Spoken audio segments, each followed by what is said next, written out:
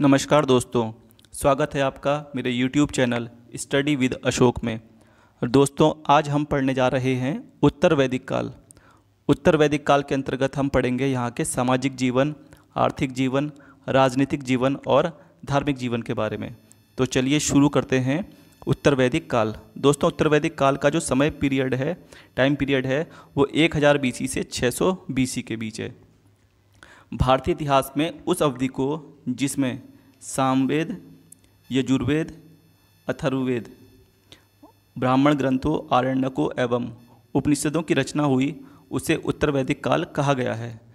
इस सभ्यता का मुख्य केंद्र मध्य देश और गंगा यमुना दोआब का उत्तरी भाग था।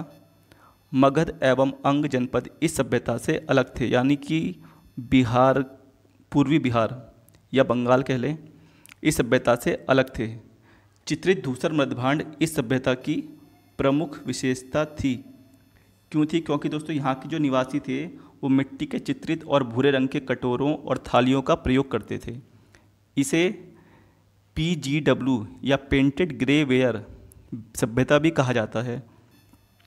दोस्तों, लोहे का प्रयोग यहाँ पर शुरू हो चुका था और वर्ण व्यवस्था की जटिलता, क्योंकि वर्ण व्यवस्था की शुरुआत हो चुकी थी और अन्य राज्यों का उदय भी हो चुका था, तथा धार्मिक कर्मकांड इस सभ्यता में उच्च स्तर प्राप्त किए हुए थे।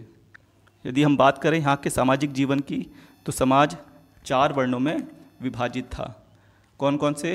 ब्राह्मण, क्षत्रिय, वैश्य और शूद्र।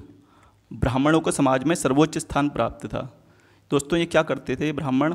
ये यज्ञ का अनुष्ठान क्योंकि अधिक बढ़ चुका था, जिससे ब्राह्मणों की शक्ति में बहुत वृद्धि हो गई।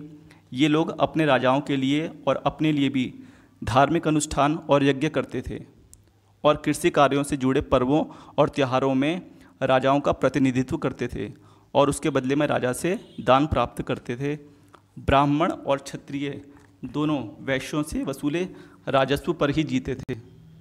दोस्तों, इस समय में ब्राह्मण, क्षत्रिय और वैश्य, इन 3 वर्णों की सामान्य विशेषता यह थी कि वे ऐसे उपनयन संस्कार के अधिकारी थे, अर्थात वे वैदिक मंत्रों के साथ जनेऊ धारण का अनुष्ठान करा सकते थे, क्योंकि जनेऊ केवल वही पहन सकते थे जो द्विज होते थे। जो चौथा वर्ण था, शूद्र, वो उपनयन संस्कार का अधिकारी नहीं था और वो गायत्री का उच्चारण भी नहीं कर सकता था। तो यहीं से उपनयन का जो अभाव था वो शूद्र की दासता का सूचक बन गया। दोस्तों, ऐतरेय ब्राह्मण में कहा गया है कि ब्राह्मण जीविका चाहने वाला और क्षत्रिय शासन करने वाला, वैश्य टैक्स देने वाला और शूद्र इन तीनों की सेवा करने वाला होगा। यहाँ पर जो वर्ण व्यवस्था थी वो कर्म पर आधारित ना होकर किस पर आधारित होने लगी? अब जाति पर। जबकि ऋग्वैदिक काल में हम देख रहे थे कि जो वर्ण व्यवस्था थी वो जाति पर आधारित ना होकर कर्म पर आधारित थी। महिलाओं की स्थिति में गिरावट आई और बहुविवाह और विधवा विवाह जैसी प्रथाएं इस समाज में चल पड़ी। गोत्र प्रथा का प्रचलन शुरू हो चुका था और आश्रम व्यवस्था का प्रारंभ हुआ। दोस्तों, आश्रम होता है अपने कर्तव्य पालन के लिए पूर्ण परिश्रम करना ही आश्रम कहलाता है, यानी कि जिसमें श्रम किया जाए। इसकी 4 अवस्थाएं बताई गई हैं: ब्रह्मचर्य, गृहस्थ, वानप्रस्थ और सन्यासी। दोस्तों, ये जो ब्रह्मचर्य है इसे जन्म से लेकर 25 वर्ष तक की अवस्था बताया गया है, यानी कि ये होता है पढ़ाई की उम्र। 25 वर्ष तक आप छात्र जीवन का आनंद लें। उसके बाद 26 से 50 वर्ष की अवस्था होती है शादी विवाह करके खुश रहें। उसके बाद आ जाती है 51 से 75 वर्ष की अवस्था। ये है आप जंगल में जाकर सन्यासी जीवन व्यतीत करें। वानप्रस्थ और सन्यासी लगभग एक ही है। ये दोनों ही मोक्ष को पाने के साधन हैं। इनका पुरुषार्थ की यदि बात करें तो ब्रह्मचर्य धर्म का, गृहस्थ अर्थ और काम का, और वानप्रस्थ मोक्ष और सन्यासी भी मोक्ष का प्रतीक है। सर्वप्रथम जाबालोपनिषद में 4 आश्रमों का विवरण मिलता है। दोस्तों, शतपथ ब्राह्मण में विदेह माधव की कथा का उल्लेख है। ये माधव एक राजा थे। विदेह पड़ता है बिहार में। कहाँ पड़ता है? बिहार में। तो ये उनकी कोई कहानी वगैरह है, उसका उल्लेख किया गया है शतपथ ब्राह्मण में कि इनके मुंह में घी था, और इन्होंने पता नहीं वो घी पी लिया या मुंह से निकाला तो आग जो थी वैसे वैसे फैलती चली गई। ठीक है, तो ये इम्पोर्टेंट नहीं है हमारे लिए।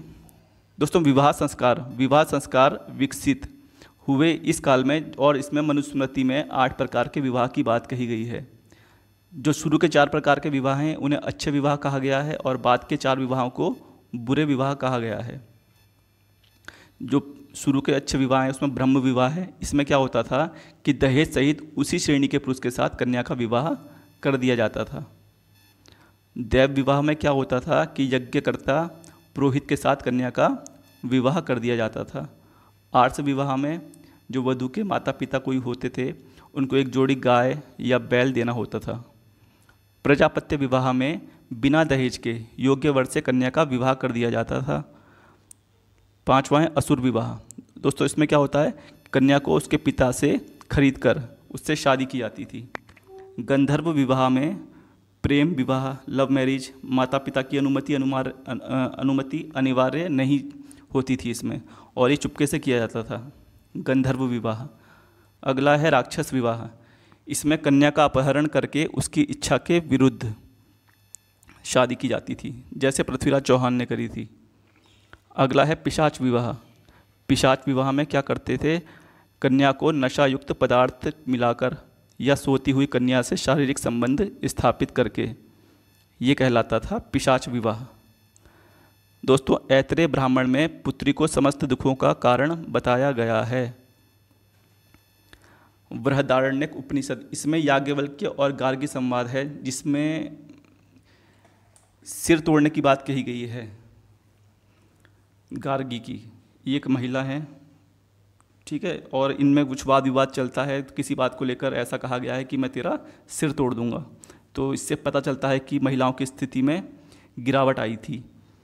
दोस्तों, इस काल की कुछ महत्वपूर्ण वो विदुषी महिलाएं हैं, जैसे गार्गी है, मैत्रेयी हैं, कात्यायनी हैं। ठीक है, ऋग्वैदिक काल में भी हमने कुछ विदुषी महिलाओं के नाम पढ़े थे। दोस्तों, अब आते हैं इस काल के आर्थिक जीवन पर। तो आर्थिक जीवन, आर्यों का मुख्य व्यवसाय कृषि था। यव, जौ, गेहूँ, गोधूम, व्रीहि, चावल और उड़द, माण आदि अनाजों को उगाया जाता था। दोस्तों, ये तत्सम तद्भव ही हैं। ठीक है, कृषि युक्त भूमि को सीता कहा जाता था, हल को लांगल कहा जाता था, और इस काल में 1000 BC के आसपास अतरंजी खेड़ा और अहिछत्र में सर्वप्रथम लोहे का उपयोग किया गया। लोहे के उपयोग ने कृषि को प्रोत्साहित किया था। दोस्तों, लोहे को अयस या श्याम अयस कहा जाता है, और अयस्क का अर्थ अक्सर लगाया जाता है धातु से। मुद्रा का प्रचलन इस काल में शुरू हो चुका था, और लेकिन सामान्य लेन देन वस्तु विनिमय के माध्यम से ही किया जाता था। वली, जो ऋग्वैदिक काल में एक स्वेच्छा से दिया जाने वाला कर था, वो इस काल में नियमित कर हो चुका था, और औपचारिक ढंग से टैक्स को एकत्र करने वाले को संग्रहित कहा जाता था। शतपथ ब्राह्मण में कृषि संबंधित 4 क्रियाएं बताई गई हैं। कृषंत यानी कि जुताई, तपंत यानी कि बुवाई, लुनंत यानी कि कटाई, और मृणंत यानी कि मड़ाई।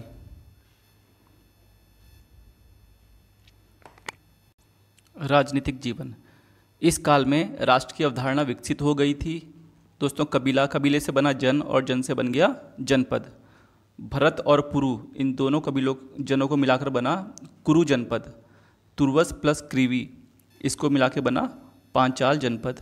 दोस्तों, ये जो कुरु जनपद था, ये ही कौरव और पांडवों के वंश से संबंधित था। जो महाभारत का युद्ध हुआ था वो लगभग 950 BC के आसपास हुआ था, और कौरव और पांडव दोनों ने ही इसमें भाग लिया था।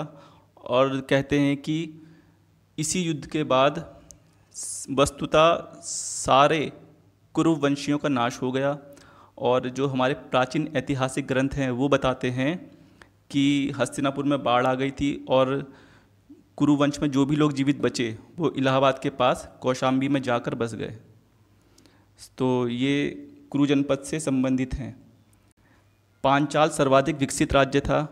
कुछ प्रमुख दार्शनिक राजा भी थे, जैसे कैकई के अशुपति, विदेह के जनक, काशी के अजातशत्रु, पांचाल के प्रवाहन जाविली और कुरु के उद्वालक आरुणि।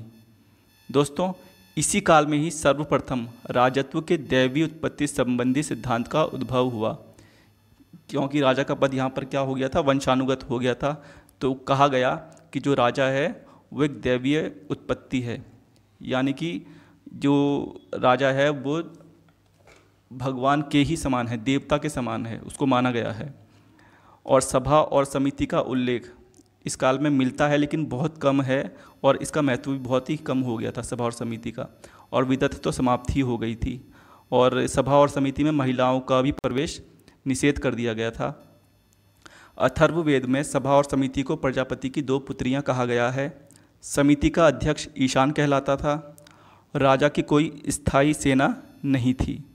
दिशा और क्षेत्र के आधार पर राजाओं के निम्न नाम थे। तो कौन कौन से नाम थे? जैसे मध्य क्षेत्र का राजा कहलाएगा राजा, पूर्व क्षेत्र का प्राच्य का सम्राट, पश्चिम क्षेत्र का स्वराट, उत्तरी क्षेत्र का विराट, दक्षिण का भोज, और चारों दिशाओं का राजा कहलाएगा एकराट। आगे चलकर ये उपाधि महापद्मनंद ने ली थी। दोस्तों, यदि हम बात करें यहाँ के धार्मिक जीवन की, तो यज्ञ और बलि उत्तर वैदिक काल का मूल आधार था। इंद्र और अग्नि देवता का अब ऋग्वैदिक जैसा महत्व नहीं रहा था, और यहाँ का मुख्य देवता कौन हो जाएगा? प्रजापति। वहाँ पर कौन था ऋग्वैदिक काल में? इंद्र। इंद्र के लिए कितने श्लोक थे? 250, और अग्नि के लिए 200 श्लोक थे। यहाँ प्रजापति हो जाएगा सर्वोच्च देवता। प्रमुख यज्ञ की यदि हम बात करें तो राजसूय यज्ञ, ये राज्याभिषेक के समय किया जाता था। अश्वमेध यज्ञ, ये शक्ति का सूचक था। वाजपेय यज्ञ, ये सहयोगियों द्वारा राजा को विजयी बनाना कहलाता था। अग्निष्टोम यज्ञ, इसमें सोमरस पिया जाता था तथा अग्नि में पशुओं की बलि दी जाती थी। पशुओं के देवता रुद्र को अब शिव के रूप में पूजा जाता था। मूर्ति पूजा की शुरुआत दोस्तों उत्तर वैदिक काल से शुरू हो जाती है। पुनर्जन्म का सिद्धांत शतपथ ब्राह्मण में बताया गया है। शूद्रों का देवता पूषण था, और उत्तर वैदिक काल में ही षड दर्शनों यानी कि जो 6 दर्शन हैं उनका उदय होता है। सत्यमेव जयते ये मुंडकोपनिषद से लिया गया है, और इसी में यज्ञ की तुलना टूटी नाव से की गई है। दोस्तों, यम नचिकेता संवाद ये कठोपनिषद से मिलता है। यम नचिकेता संवाद हमें कठोपनिषद से मिलेगा, और ये एग्ज़ाम में पूछा जाता है कि कहाँ से लिया गया है कि ना आत्मा का कभी जन्म होता है और ना इसकी कभी मृत्यु होती है। दोस्तों, ये 6 दर्शन बताए गए हैं और उनके रचयिता हैं। तो देखो कौन कौन से हैं दर्शन। सांख्य दर्शन के जो रचयिता हैं वो हैं कपिल मुनि, योग दर्शन के पतंजलि, न्याय दर्शन के गौतम, उत्तर मीमांसा के बादरायण, पूर्व मीमांसा के जैमिनी, और वैशेषिक के कणाद या उलूक। दोस्तों, 5 प्रकार के महायज्ञ हैं, जिसमें से पहला है ब्रह्म यज्ञ या ऋषि यज्ञ। इसमें ऋषियों के प्रति आभार जताया गया है, तो इसे कहते हैं ब्रह्म यज्ञ। इसमें ऋषियों के प्रति कृतज्ञता या आभार जताया गया है। दूसरा है देव यज्ञ, इसमें हवन द्वारा देवताओं की पूजा अर्चना की गई है। तीसरा है प्रीति यज्ञ, इसमें पितरों का तर्पण किया गया है, यानी कि मरने के बाद उनको जल और भोजन उपलब्ध कराना। चौथा है नरयंत या मनुष्य यज्ञ, इसमें अतिथि सत्कार द्वारा यज्ञों की बात कही गई है। और पांचवा है भूत यज्ञ या बलि यज्ञ, इसमें समस्त जीवों के प्रति कृतज्ञता, यानी कि चींटियों, पक्षियों और श्वानों इनको भोजन देना, ये बताया गया है। दोस्तों, 3 प्रकार के ऋण थे उस समय में, और व्यक्ति इन ऋणों से तभी मुक्त होता था जब वो इनका पालन करेगा। जैसे ऋषि ऋण में क्या होता था कि इस ऋण से व्यक्ति तभी मुक्त होगा जब वो वैदिक ग्रंथों का अध्ययन कर लेगा। दूसरा ऋण था पितृ ऋण, और इस ऋण से वो तभी मुक्त होगा जब वो जिस प्रकार उसके पिता ने उसे पैदा किया है तो वो भी एक पुत्र की उत्पत्ति करे। इसको करने के बाद वो पितृ ऋण से मुक्त होगा। तीसरा होता है देव ऋण, और इसमें उसे यज्ञ करवाना होता था। दोस्तों, ये था हमारा उत्तर वैदिक काल। दोस्तों, अगर आपको वीडियो पसंद आए तो लाइक, कमेंट और शेयर ज़रूर करें, और लेटेस्ट अपडेट्स के लिए सब्सक्राइब का बटन ज़रूर दबाएं। धन्यवाद।